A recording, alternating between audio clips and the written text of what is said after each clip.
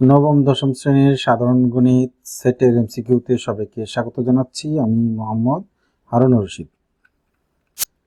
এই এমসিকিউটা সকল বোর্ড 2018 সালে এসেছিল, সেদিক থেকে খুবই গুরুত্বপূর্ণ এই এমসিকিউ। আমি বোর্ডের এমসিকিউ নিয়েই সাধারণত আলোচনা করব বা সমাধান করব। আশা করব তোমরা আমার সাথে থাকবে। নিচের কোনটি দ্বারা এ সেট বি প্রকাশ করা যায়? এ সেট বি, আমরা জানি যে এই সেট দ্বারা হলো কমন উপাদান নিয়ে সেট গঠন করতে হয়, অর্থাৎ এ বি এর মধ্যেই থাকবে সেই উপাদানগুলো। অর্থাৎ আমরা সেই উপাদানকে যদি এক্স মনে করি তাহলে এক্স এ এর মধ্যেও থাকবে, বি এর মধ্যেও থাকবে। তাহলে সংজ্ঞা অনুযায়ী এটা সঠিক উত্তর হচ্ছে গ, অর্থাৎ এক্স বিলংস টু এ এবং এক্স বিলংস টু বি।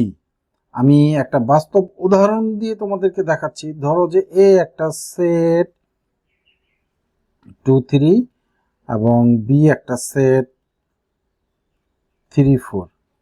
তাহলে এ সেট বি কি হয়? দুটার মধ্যে কমন, তাই তো? এই যে 3 কমন আছে, তাহলে 3 হয়। তাহলে দেখা গেছে এই 3 এ রো উপাদান এবং বি রো উপাদান, এর জন্য হলো এবং দেওয়া হয় যাতে অবশ্যই এর রো উপাদান এবং বি রো উপাদান।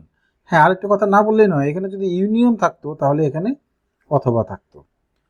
তাহলে ইউনিয়নের জন্য অথবা, এবং এই সেটের জন্য বা ইন্টারসেকশনের জন্য এবং। সবাইকে অনেক অনেক ধন্যবাদ।